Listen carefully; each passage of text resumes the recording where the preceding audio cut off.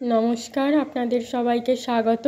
গত সপ্তাহে আমি শিবরাত্রি উপলক্ষে আপনাদের শিব ঠাকুরের একটি ছবি এঁকে দেখিয়েছিলাম।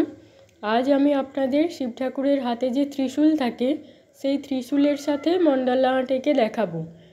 প্রথমে কালো আর্ট পেপারে পেন্সিল দিয়ে কয়েকটা রাউন্ড করে নিয়েছি, তারপর ত্রিশূলের ছবিটি এঁকে নিয়েছি। এরপর পোস্টার কালার দিয়ে রং করব। প্রত্যেকটা রঙের সাথে একটু করে সাদা মিশিয়ে রং করছি।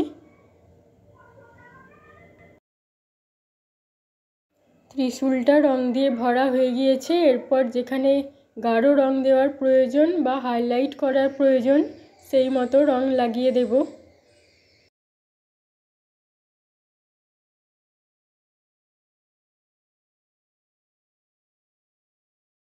ত্রিশূলটা মোটামুটি রং করা হয়ে গিয়েছে।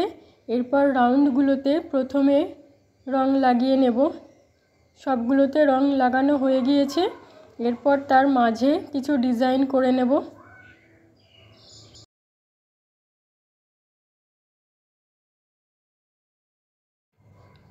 এরপর দ্বিতীয় রাউন্ডটির মধ্যেও এঁকে নেব।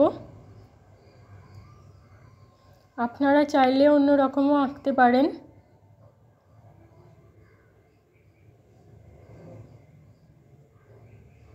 আমি যেহেতু তুলি দিয়ে কাজ করছি তাই খুব সরু সরু করতে পারিনি। এগুলো পেন্সিল দিয়ে করলে আর একটু ভালো লাগতো।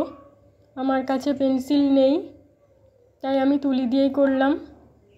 এরপর তার পরের রাউন্ডটাতেও রং করে নেব।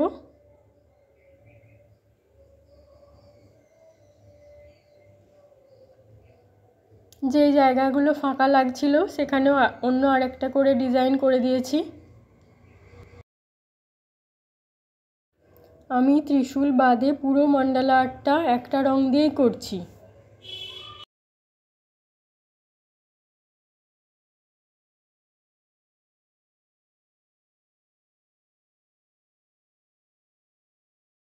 এটারও মাঝখানগুলোতে একটু ডিজাইন করে নেব। এরপর ওই রাউন্ডগুলোর মাঝে যে সরু সরু ফাঁকা অংশগুলো আছে সেখানে নীল রং দিয়ে একটা ডিজাইন করে দিচ্ছি।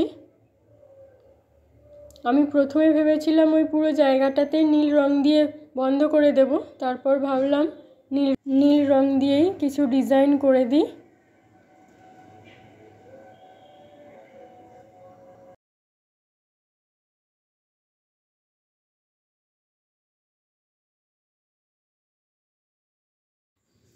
পরের দুটো এই সরু সরু রাউন্ডেও ডিজাইন করে নেব।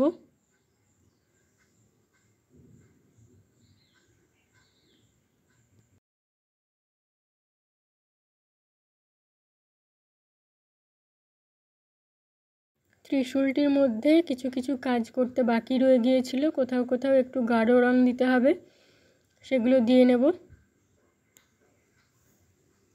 আমি ত্রিশূলটির মাঝখানে একটি চোখ এঁকে দিয়েছি। কাজটি কমপ্লিট হয়ে গিয়েছে, পুরোটা আপনাদের দেখিয়ে দিচ্ছি দেখুন। আমার এই কাজটি আপনাদের কেমন লেগেছে কমেন্ট করে জানাবেন। ভালো লাগলে আমার চ্যানেলটিকে সাবস্ক্রাইব করবেন, লাইক শেয়ার করবেন। ধন্যবাদ।